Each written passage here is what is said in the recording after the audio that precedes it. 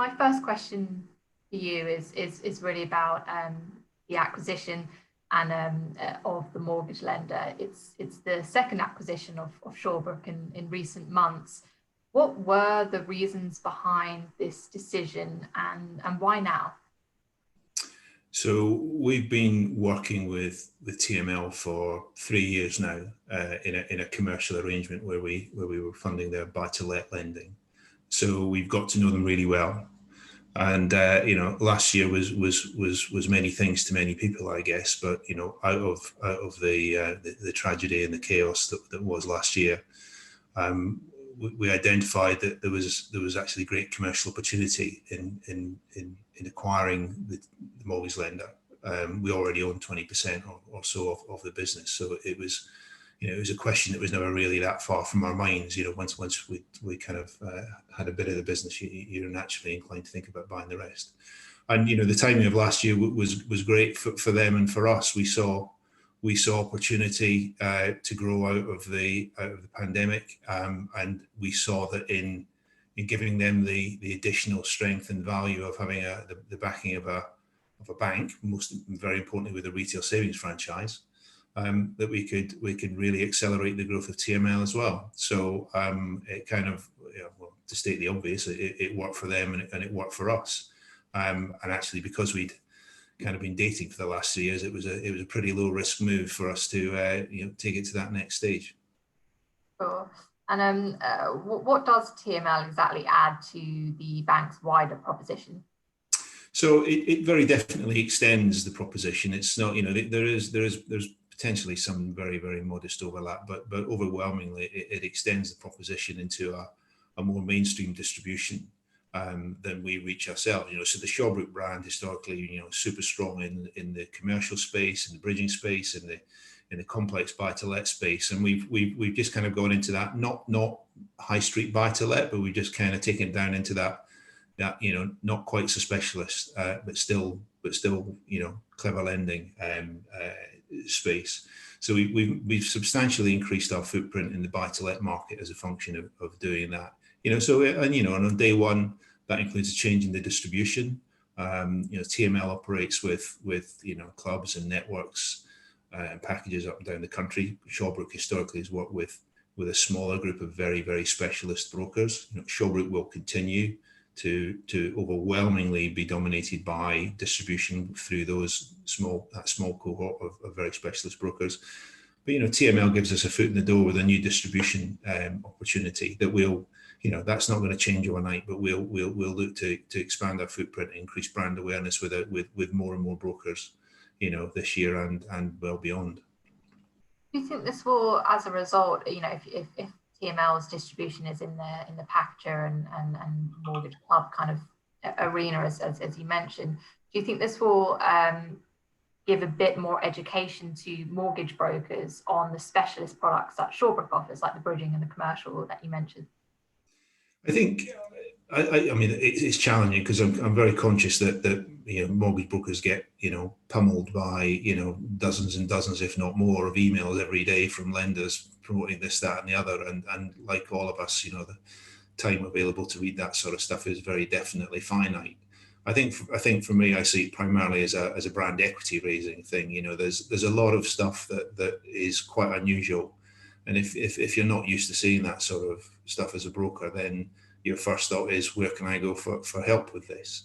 And if we can raise brand awareness and just plant that small seed that says, oh yeah, I know that Shawbrook do this because I saw them, on a website in a trade event, if they ever happen again, just raising that brand awareness, it plants a seed that puts the Shawbrook name in front of people who might have had a very, very vague awareness of it in the past, but we're just kind of turning the volume up on that.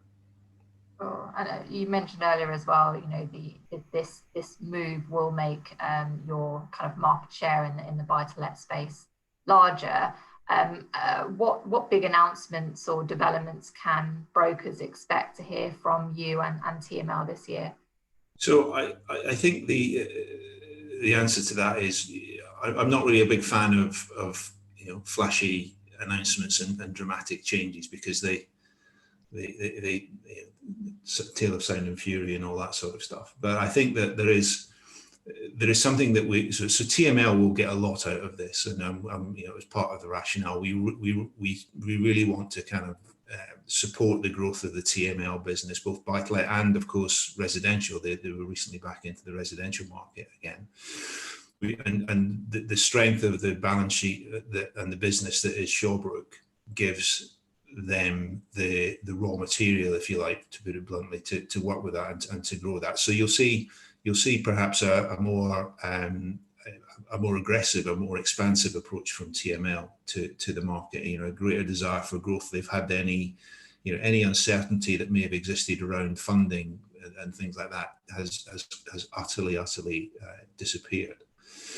From a combined perspective, one of the draws to the coming together was we're both very keen and very heavily invested in using technology to improve the service that we offer to our customers and our brokers.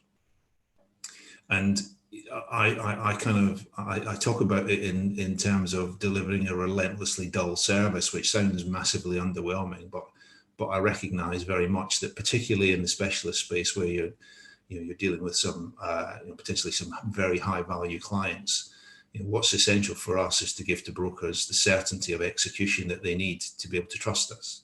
And if we can deliver that through, we can deliver that better service through the better use of technology, then I think there's a huge win for us to have in that. And the relentlessly dull aspect of it comes from just I want brokers to be safe in the knowledge that they put their client, who's possibly of great value to them, to Shawbrook, and they just know that it will happen. The inevitable will happen. Loans will proceed through the process in good time and with reliability. When we said yes at the start, we'll continue to say yes all through the process. And I think that delivery of that surety is worth a great deal to us, I think. So we're trying to use, we're in the process of developing, using technology to improve that service, to take workload off of brokers, to take workload off our staff.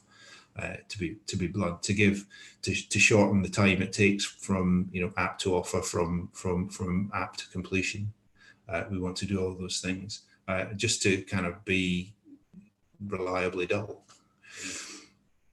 What are the timeframes at the moment for a buy-to-let loan?